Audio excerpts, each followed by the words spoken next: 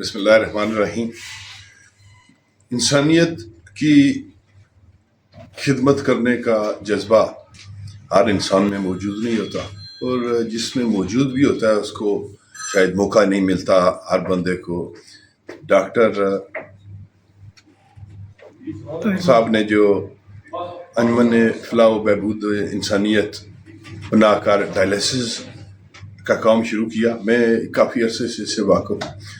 اس جیسا کام آزاد کشمیر کے اندر کسی نے نہیں کیا، جو حقیقت میں مستحق مریضوں کے لیے اور ان لوگوں کے لیے جن کا آزاد کشمیر کے اندر علاج ممکن نہیں تھا وہ ممکن بنایا. ڈاکٹر صاحب میر پر کے لیے ایک نعمت متروکہ ہے.